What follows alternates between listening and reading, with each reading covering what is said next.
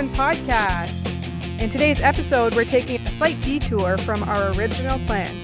We promised an episode on singles stereotypes this week, but we decided to push it back a week and instead discuss the gift of singleness today. We'll explore the importance of embracing your single status, creating a support network, and the impact of society's focus on romantic relationships. So whether you're single or have friends and family members in this stage of life, join us as we delve into the blessings and challenges of singleness from a Christian perspective. Stay tuned for our episode on single stereotypes coming up in our next podcast.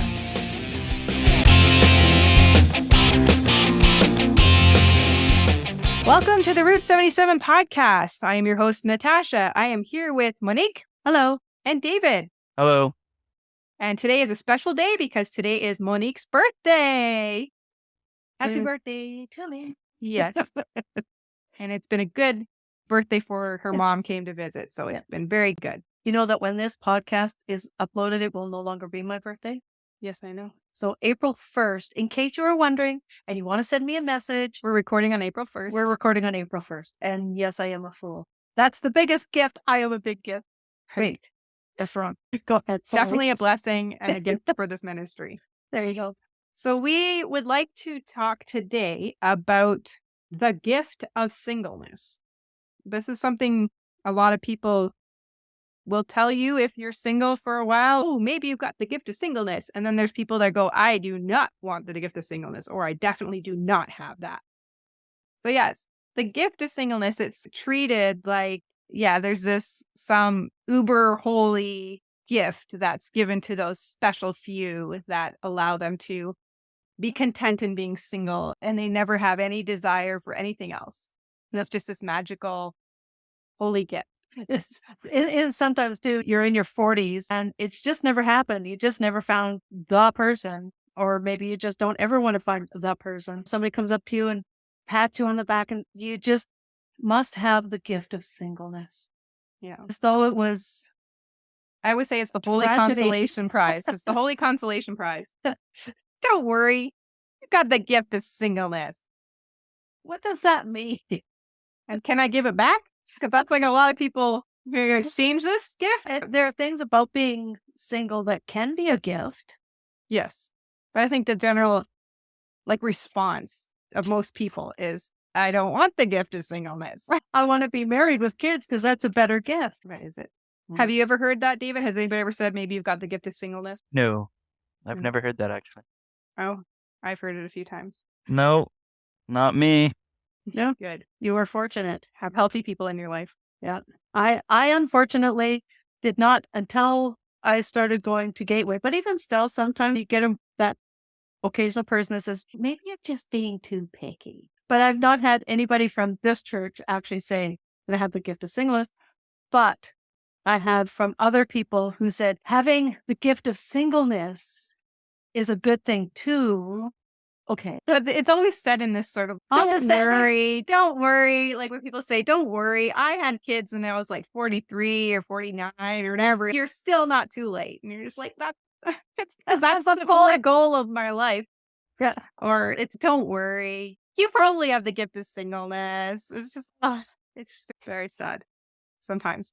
And a lot of times, you're sitting there, please let me not have this gift. Like, especially if you think that marriage is what you want and or what you're supposed to have. Gift. Yes. Yeah.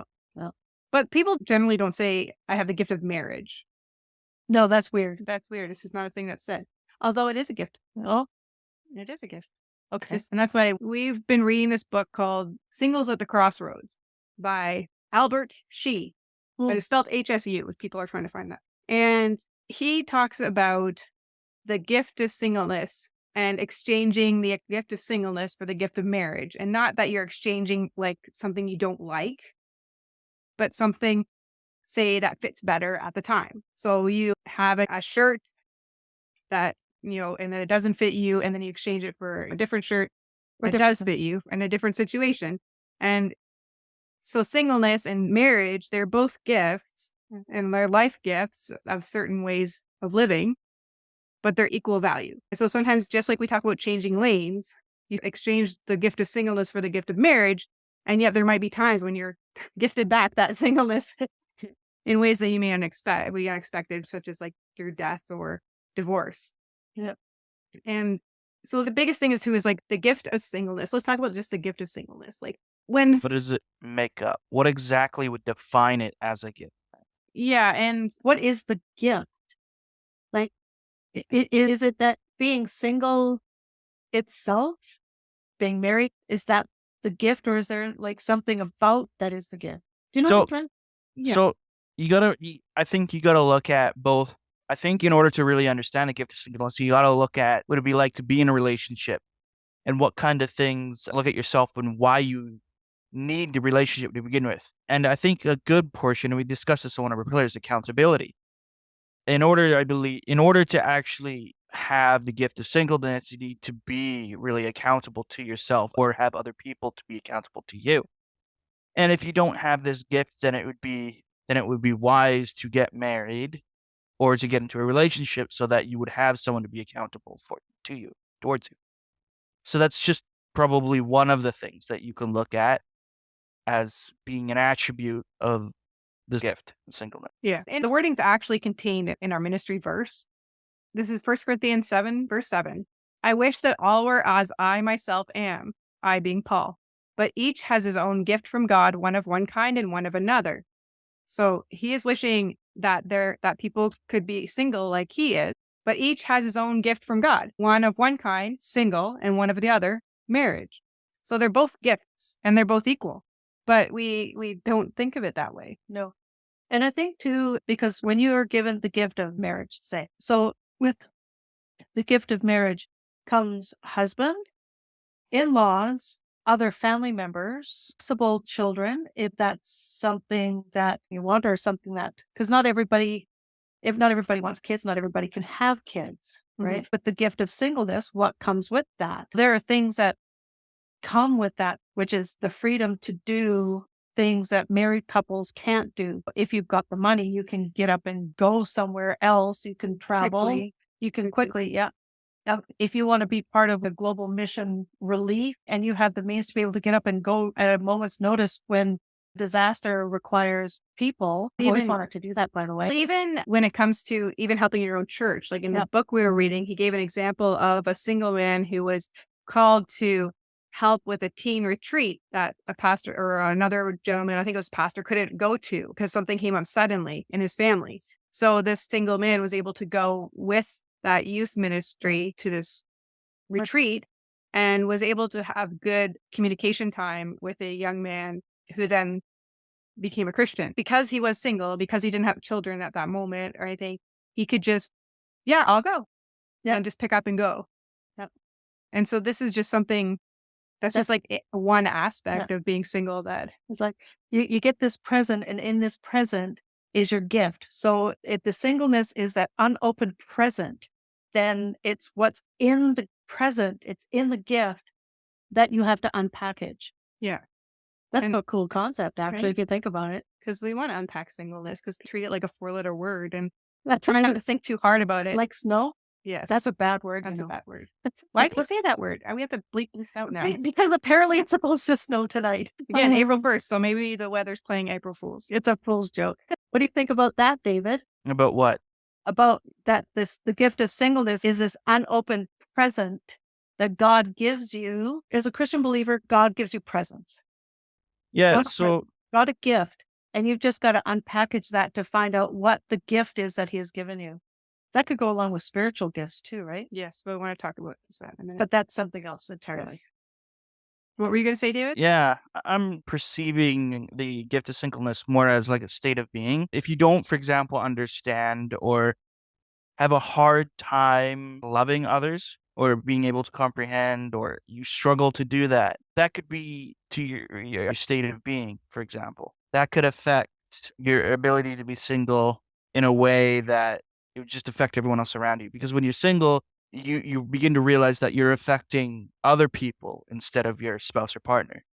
So you would affect your spouse or partner more if you were dating or single because you're interacting more. And it's a way to help you reconcile temptations and love and all that other stuff too. If you're in a marriage stuff, it brings accountability. While being single, you can devote yourself to other things that the Lord may be calling you to do. Yep, exactly. And So when we're talking about like the gift of singleness, like I mentioned before, sometimes people think it's some sort of holy spiritual gift of that you'll never have a sexual temptation because you've been given this gift or things like that. But when we actually read in 1 Corinthians 12, when it talks about the spiritual gifts, it says there's a variety of gifts, but the same Spirit. To each is given the manifestation of the Spirit for the common good. And it goes through to one is given through the Spirit the utterance of wisdom, and to another the utterance of knowledge according to the same Spirit, to another faith by the same Spirit, to another gifts of healing by the one Spirit, to another working of miracles, to another prophecy, to another the ability to distinguish between spirits, to another various kinds of tongues, to another the interpretation of tongues.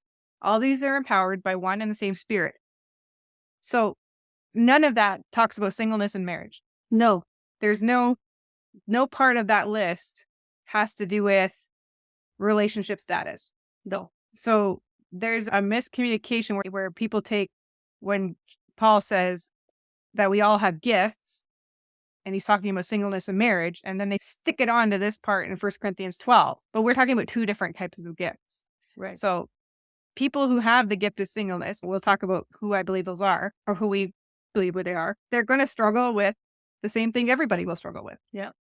So sexual temptation or even this desire to be married and all these type of things they're going to experience these things. Wow, those thorns in the flesh. Exactly. So who has the gift of singleness? How do we know? I'm waiting for this answer. You're waiting for the answer? I'm waiting I'll for tell this. you who the gift of singleness is. Yeah. If you're single, you have the gift. That's the answer. Straightforward. Podcast done. All right, then. Thank you for joining us. That is the answer. If you're single, you have the gift of singleness. If you're married, you have the gift of marriage. And if you're no longer married, but you're again single, you have the gift of singleness. Right? We exchange the one gift for another of equal value, just different but equal. It's just trading hands.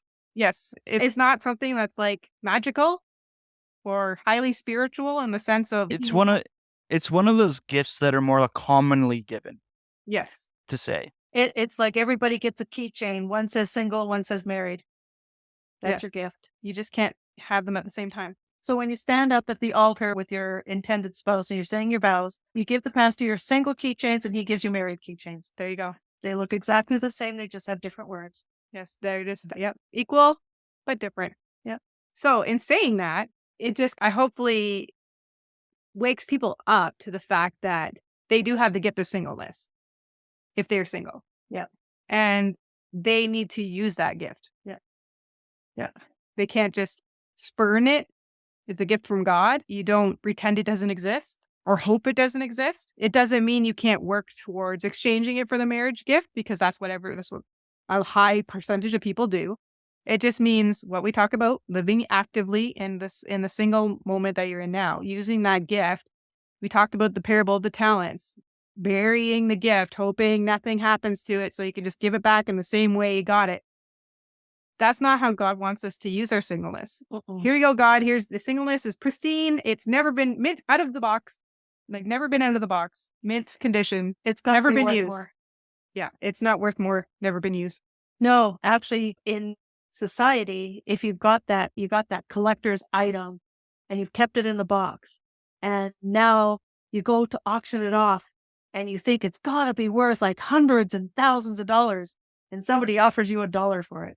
Yeah. You'll get to a point where no one knows what it is. Yeah. So it can go for something that you may think it's because if no one knows what it is, then it's worthless. Yep. Yep. And if it's even unrecognizable in your life, like it's just that's how I spent my 20s, like just basically trying to pretend that I wasn't single. I was destined for the marriage thing, the track. That's the lane I was trying to push myself onto.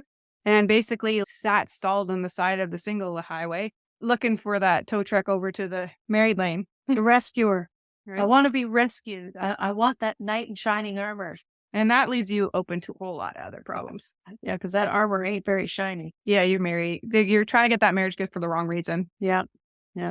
A lot of misconceptions. There's not many destinies. There's two. You either are separated from those you love from God or you're not. That's it.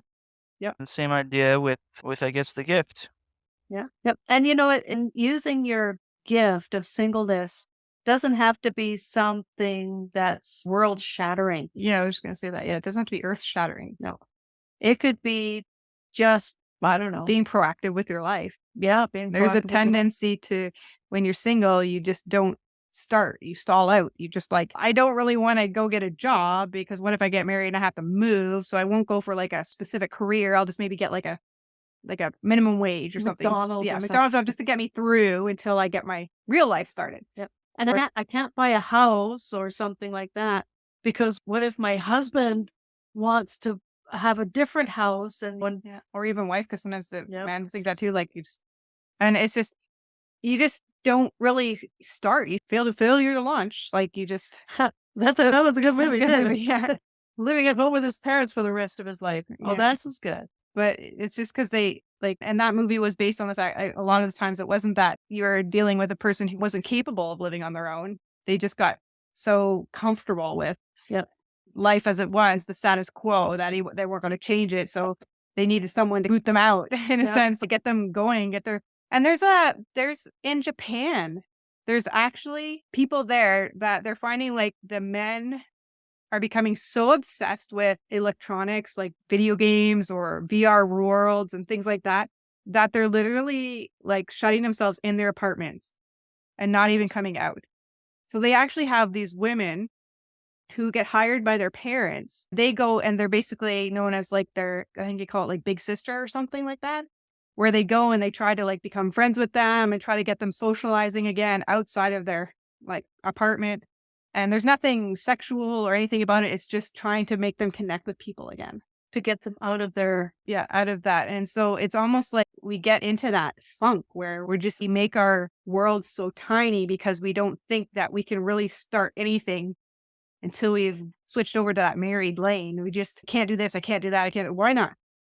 Yeah, that's funny because I did that for a lot of years after my husband passed away. Because I just didn't want to engage with the world anymore. I was tired of it. So I would go to work and I would go home and I would just shut myself in my apartment with the TV. And Sounds like what you implied engaging in the world was looking for someone to marry or date. Yep. Yeah, and I kid you not, I was looking to find somebody. And even my coworkers at work were saying, what about this guy? What about that guy? And I'm just like, ew, no. And it wasn't that there was anything wrong with the guys, but it was that my own self was definitely not ready or willing to step out of the comfort zone I had put myself in. And there's a sense of like healing that comes when you've been into abusive marriage. Yes. And a relationship. And that's okay. Yes. There's a certain time of healing that should be allowed. Yep. And it's not. There's no one way to do it, and there's no one length of time. No, but what happens is you get into that rut, and then it becomes so comfortable. That's why I say like sometimes when God's giving you like whole bunches of nudges, like He nudges more than once. He doesn't a lot of times, and then you keep balking at it, and then finally He's just fine. I'm just throwing you out. Because I gave you chances to go easy and you said no. And that's what the danger is. Sometimes God will leave you to it. And sometimes God's like, no, you're getting off your butt. And He'll literally throw you at the door. See, and that's a funny thing. Like when I started Taekwondo and then realized how much I loved it and realized too that after my husband passed away, it was not more than maybe a year or so after that I was actually looking for a Taekwondo school to go to. But Master Choi wasn't around at that time, but that doesn't matter. There were other schools. And I just like, I was already having that nudge way back then. Had I started way back then, I might have had... Farther would you be now? How much? Yeah, I know, right? Oh my gosh. Were you going to say something, David? I forgot what I was going to say. Okay. Sorry. Don't worry. The thought train does usually come back around again. When it does, just say, oh, I found it. Yeah. I just say these things because I've lived them. Sometimes, like I said, He does just leave you there and be like, hey, it's your choice. Yep. But there's other times He's just, I gave you chances. And you were just like, nope, put those brakes on. Stubborn as a donkey. Yep. No, I'm not moving. And then, it usually hurts whatever comes next. It's a good thing that happens at the end, but it usually hurts getting there. Yes. Yeah. Crumble a few times, but it is a good thing. Parents do that with their kids. I think I tried to reason with you. This is a good thing, but now you got to do it the hard way. So, and like it's, even when it came to accepting my singleness, even after I got divorced, was accepting me for me and not trying to think about how I had to change. Like, I always had short hair, and then I'm like, oh, I'm going to grow my hair longer. So I had a ponytail and stuff because guys like longer hair. And so I had longer hair, not super long. It never really grew really long, but enough for ponytail and stuff for like about 10 years. And it was part like halfway through my marriage. And then I ended up getting my hair cut again because I was always like, oh, I wish I had short hair. And my ex was like, well, why don't you? And then it's just, but then since I've been divorced, then I'm going, you know what? I like having purple hair. That's something I like. And it's unique to me. And the kids at Taekwondo love it. And it breaks the ice a lot with little wee kids. They just love it. And just getting back to wearing like jeans and t-shirts and being like, hey, this is okay. Accepting yourself where you are is like the first step. And then once you start being more open with yourself, then it becomes easier to step out into other things. Because when you're not okay with yourself, then it's really hard to get. I think for me, it was the opposite. I was not okay with myself because I had let a lot of myself go. Yeah. So I had put on a lot of weight, and I was always a very scrawny, skinny thing, and I ain't no more. So for me, it was a matter of I all of a sudden realized that I was sick and tired of what I was doing to myself because I was harming myself by not doing anything, by just sitting back and eating what I want and just, I'm couch potato. I just sat on the couch watching TV. I'd go to work. I'd come back home.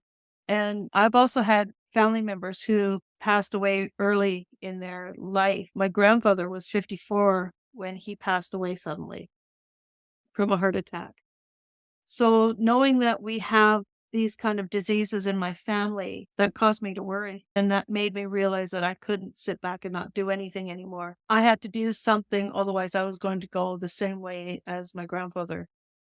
And that scared me. So that was one of the really one of the deciding factors that said, if you don't do something, and I'd gone to gyms, but I was so bored and they never seemed to really do anything. Yeah. But at least with doing the Taekwondo, I actually see progress, even if it's just that next belt. Yeah. And being able Personal to progress. Yeah, I can see personal progress. I can almost do the splits, which was something I couldn't even do when I was a kid. Things like that. How high can I kick? Pretty darn high. And over your head. Yeah, and doing all these other kind of things, and that makes me feel so much better about myself. I know it's a different. But like after you got that confidence, you're able to accept yourself. Then you started branching out. You were joining the choir. You're leading stuff at church, and you're just filling up your schedule with things like a single life schedule where you have the leeway to make yourself busy. Yeah. Instead of just, oh, maybe I'll just after work, just go home and sit and watch TV. No, I don't have time anymore because I got to go to choir. I got to go to Taekwondo. Oh, I got another group thing I got to do. Oh, this time I'm doing the camera at the church, so I got to go again. And I don't feel so, what's the word I'm thinking of here? Dissatisfied with my life? Would that be a thing to say? You're more content. Yeah. In a different way. Yeah. Because when I was in my apartment just by myself and not doing, I was content. I wasn't lonely and I was not being pestered and I wasn't being berated. Yeah. So I was comfortable. Yeah. So it was a different kind of contentment. This is a totally different kind of contentment that stems from a satisfaction of being active. Yeah. Active singleness, pillar number 5. There we go. Did I say that? Yeah. So yeah, it's just, yeah. What do you think, David? Can't really comment on all of this experiences you guys have had. So I'm stuck in the dirt because I don't have any of these experiences yet. No, but you have experience being single and living the gift of singleness. And living on your own. Now you're living in an apartment. You've got your buddy who lives with you. He's got his own kind of different. Like I say this, when I told people, the teenagers at Taekwondo, that Monique and I were buying a house together, they thought that was the coolest thing ever. And they thought, when I get old enough, I'm buying a house with my friends. Yeah. So by living these societal and cultural and church anti-norms, we create options for people. We create a different normal. Yeah. Kids have common sense that we lose. when we either mature or become adults. It's what C.S. Lewis said. We've Lost lost. the art of brotherly love. Something he The talks. friendship. We've lost the art of friendship, where everything is seen as sexual relationships, and it's almost impossible to have a same-sex friendship relationship. Or even an opposite gender one. It's without it being thought of as even like attempting to be that. Like it's always, oh, I got friend zoned and all this type of stuff. And you're like, maybe if you just go around being friends with somebody first before you start. Yeah. I don't know. There's not a perfect way to date and a perfect way to court. And hopefully we'll have a podcast about that eventually. But I think if you like start with friendship and actually understanding that you can have a deep, thriving friendship relationship with either the opposite gender or the same gender, and there's nothing sexual or romantic about it. It's like it opens up your mind. Like even since we bought the house together, like I have another person that I know, like they were like, hey, how did that work out for you? Because my daughter's thinking about buying a house with her friend. Like all of a sudden it's like something people talk about and they're like, hey, yeah, you don't have to follow this pattern, this norm. Yeah. That you have to wait. Expectation. That you have to wait until you get married in order to buy a house. Or even that you need to live with somebody. Yeah, you have to live with somebody romantically. You can just have 2 rooms and be a roommate. Like, it's funny, it's because you can almost rent like that, but it's almost harder to buy a house that way. Yes. Because you can, yeah. Yeah. What do you think, David? What's running across my mind right now is, what's the difference, the underlying difference between what you said, like romantic and sexual? What's the difference? What does a relationship end up bringing? Because normally, I'm coming to the conclusion that the only reason you would get into a relationship is sexually, because you can love the same way outside of that relationship. So removing that, where Jesus showed that you can love like outside of a sexual relationship. So what does it actually bring? To go which way? So when you enter a relationship, or if you're dating, if you're a partner, normally like it's that you love one another. But you can do that outside of a relationship. Like you and Monique, you guys love each other and you're friends. You don't have that kind of romantic, again, like you said, romantic relationship. That would imply to me that the relationships we have today is completely sexual. That's it. Yeah. It is like, that's why it's funny. It's not partly, it's not anything. It's just purely sexual. Yeah. Because we've separated like sex from marriage, sex from even romance, sex from relationship even. It's become the casual pleasure hunter activity. Yeah. And yet like going to the zoo. And yet like every single movie or anything we see, it's almost always sexualized. Okay, yeah. So given that, then it completely undermines the meaning of this whole commitment relationship scenario. Yes, it does. It's completely meaningless based on what you said, because we've normalized it to the point where we made it like either on par or equal to that of love. Yeah, yeah. And that's exactly what people are saying outside in society. That's why so many people are choosing not to get married, because they don't need to anymore. Well, even like how many people are identifying as bisexual? Yeah. Because they feel like they love people of the opposite gender and the same gender. They're associating love as a type of a sexual attraction. Yeah. Which it really is not. It has to be like separate, even in a sexual relationship. There has to be an understanding of what love is, and it's not just that. But yeah, so one show that we like to watch is called Psych. And while the characters in there do get into relationships with like heterosexual relationships with girls and stuff, the 2 main characters are guys, and they are just best friends. Yeah. They've been best friends forever. Yeah. And it's really enjoyable to watch because you so rarely get to see that just friends dynamic. Yeah. And it's a funny show. And it's very funny. So I do recommend it. But yeah, it's just like it was filmed in White Rock. Yes, it was filmed in BC. So it's so rare. You can barely name a TV show or movie where it's just about friends. Yeah. Even Friends wasn't just about friends. No. Because they all hooked up with each other eventually. Yeah. And one of the more recent games like Hogwarts Legacy, there's people online going, oh, I wish we could have relationships and all this type of stuff. And it's just like, why? Why does everything have to have relationships? It's a game. Just play the game. And the relationships they're talking about are sexual relationships, like attraction, not just friendship relationships. Yeah.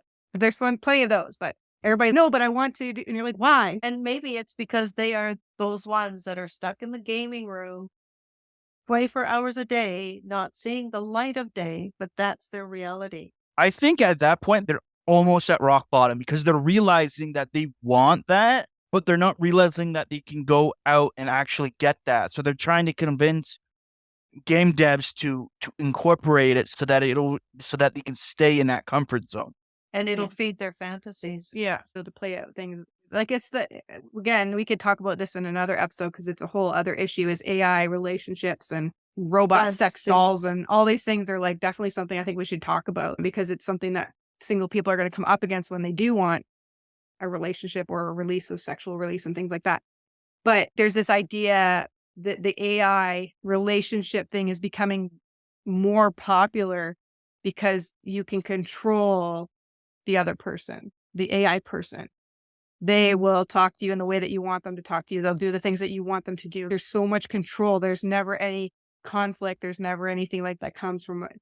So it becomes like this whole control relationship, which is super unhealthy because especially if that person ever does come out and get a real relationship, then they're going to expect the same thing. And that's not even real reality. It's not reality. But yeah. So, well, we did a little rabbit trail, but I think it was a good one. Yeah. And this has to do with the gift of singleness. Well, living the active singleness. Yeah. Living active.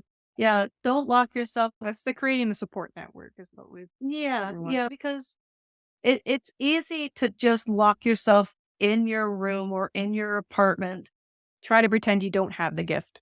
Pretend that you were, and you just live your own fantasy life by whatever it is that you're watching or doing or playing. And there are people out there, and you can get those connections. Some romantic, you might get a relationship, or you might just get like a relationship that's romantic, or you might get a relationship that's like brotherly love or friendship or things like that. Yeah, you can't half it either. You can't justify online relationships. Because you're missing a massive component there. One of the core components, and that's that physical interaction. But I don't wonder if it's very similar to having a pornography addiction. It's all of these type of things as a sense of power and control. It is an abusive mentality because you have the power and control over what you're watching, what you do. And so you're developing like a type of personality, a type of thing that is very unhealthy. Yeah. And yeah, like we're going to definitely have some podcasts. I think this one is a really good one to have is because it's becoming more prevalent is the AI.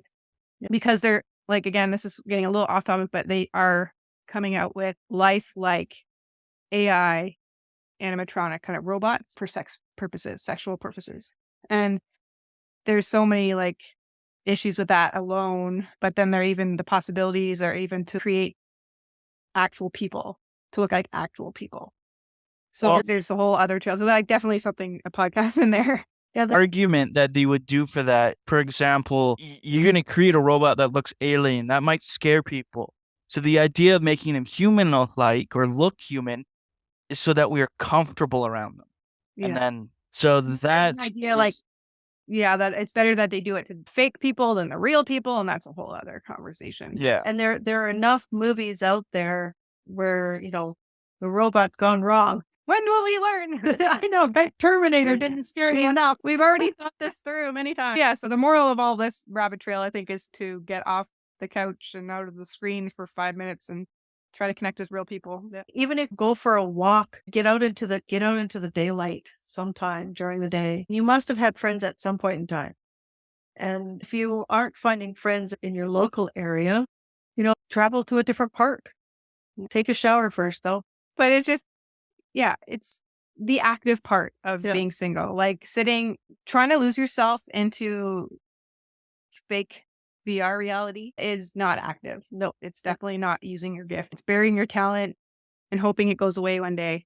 Yeah. Or that it at least will be meant inbox when Christ returns. And that's not really how we want to show our gifts. If somebody gave you a gift and all you did was like, leave it on the table. Yeah, just put it somewhere. You're like, I just don't want to break it. It's still in the box. I don't even want to look at it. The sun might bleach it. I'd be like, I'm not going to unwrap it. I got him for you to enjoy, not just to sit in the corner. That's what we do with singleness. When we think the gift is singleness, it's, oh, I don't want that one. Or let's just sit it on the corner. And hope And then goes I can away. return it for a good thing. Not this thing. So we got to understand that these marriage and singleness are both gifts. They're different but equal. Yeah. And how you use them is super important. How you use your single gift and how you use your marriage gift, both are incredibly important because those are the things that God has given you. So yeah, those are the things that God has given you as a human person. Like I said, if you're single, you have the gift of singleness. If you are married, you have the gift of marriage. Both are needed to be used appropriately. Anything to add there, David? No, I'm just processing thoughts right now. That's okay. Anything you want to add? What Is there anything I wanted to add? I found this to be a very interesting conversation. There may not have been like as much as the last two, because the last two was a lot.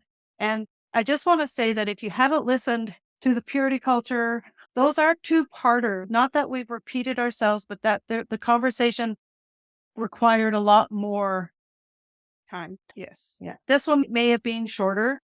And so we're thankful that you joined us for this. But if you haven't listened to the other ones, I would recommend going back and listening to them. Yes. We do occasionally say something worth listening to. Hopefully you can. I think so. I hope so. Yeah. Yeah. Listen, subscribe, leave a review, all those things. Find us on Facebook and Instagram. Yeah. Email us at roots77ministries@gmail.com if you want any questions, comments, critiques. Please be kind. Something you want us to cover in a future podcast. Yes, we will keep going. Yep. But if there's something that people want to specifically hear about, hey, we're willing to talk about it. Yeah. Yeah. And there's not really off-limit topics. No. We'll still hopefully cover things graciously and appropriately, but we don't want anybody to think there's something they can't ask or want to know about or what about this and things like that. Yeah. We will, even if the topic is a difficult one, we will still try to cover it as graciously as we can. Yes. Yeah. So join us next time. And thank you for listening. Goodbye. Thank you for Bye. listening. Bye-bye.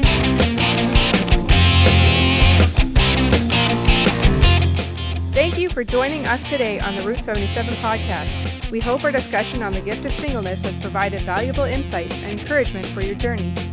Be sure to join us in our next episode where we will be addressing common singles stereotypes and debunking some of the misconceptions surrounding singleness. If you enjoyed this episode, please subscribe and leave us a review to help others find our podcast. Don't forget to follow Route 77 Ministries on Facebook, Twitter, and Instagram for more resources and updates. If you have any questions, comments, or suggestions for future topics, feel free to email us at route77ministries@gmail.com. Until next time, may God bless you and guide you on your journey as a single Christian.